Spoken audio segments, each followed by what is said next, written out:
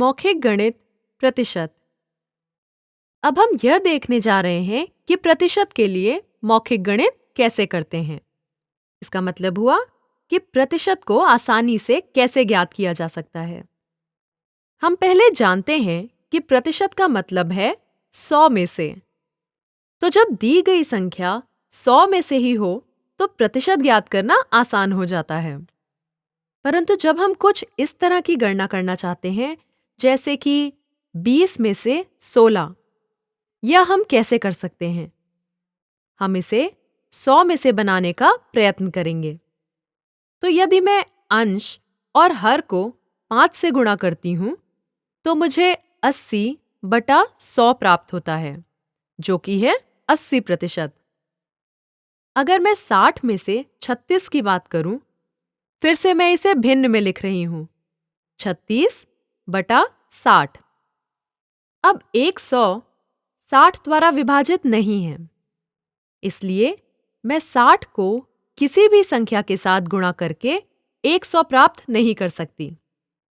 परंतु मैं ऐसा क्या कर सकती हूं कि मुझे हर 10 प्राप्त हो। अब ये बहुत आसान है। आओ 6 से भाग करते हैं, तो हमें 6/10 प्राप्त होता है। और 6/10 का मतलब 60/100, जिसका मतलब है 60%। आओ एक और उदाहरण लें। अगर यह 250 में से 220 होता है, तो भिन्न 220/250 इस प्रकार दिखेगा। फिर से 200 को किसी भी संख्या से भाग करके 100 प्राप्त करना आसान है।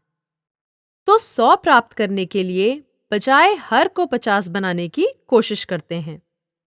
तो आओ 5 से भाग करते हैं। तो 250 को 5 से भाग करने पर मुझे 50 प्राप्त होता है। आओ 220 को 5 से भाग करते हैं। इसे 200 और 20 में तोड़ें, तो आपको प्राप्त होगा 40 और 4, जिसका मतलब है उत्तर हुआ 44। तो हमारा भिन्न 44/50 होगा। अब इसे दुगना कर दें, मतलब 88/100 अर्थात 88%। अब कुछ बहुत ही सामान्य प्रतिशत के बारे में देखते हैं। उदाहरण के तौर पर 1/2 50% है। 1/4 और 1/2 का आधा है, जो कि 25% है। और 3/4 75% है। 1/5वां भाग बराबर 2/10 मतलब है 20%। 8वां हिस्सा मतलब यह 1/4 का आधा है, जिसका मतलब है 12 और आधा 12.5%। 10वां भाग है 10%।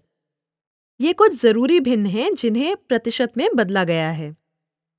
आप कुछ और प्रतिशत ज्ञान करने के लिए इनका इस्तेमाल कर सकते हैं। उदाहरण के लिए, जब मैं 15/50 की गणना कर रही हूँ, मैं जानती हूँ कि यह 3/4 में बदला जा सकता है, जिसका मतलब है 75%। और मैं आसानी से कह सकती हूँ कि 2/5 40% है। क्यों? क्योंकि 1/5 20% है और यह उसका दुगना है, अतः यह 40% होगा। अब जब 2/5 40% है, इसकी समतुल्य भिन्न जो कि 10/25 है, वह भी 40% होगी, या 100/250 भी 40% ही होगी। तो आप हमेशा किसी भी भिन्न को न्यूनतम रूप में बदल सकते हैं और यहाँ पर सूचीबद्ध भिन्नों का इस्तेमाल करके प्रतिशत ज्ञात कर सकते हैं।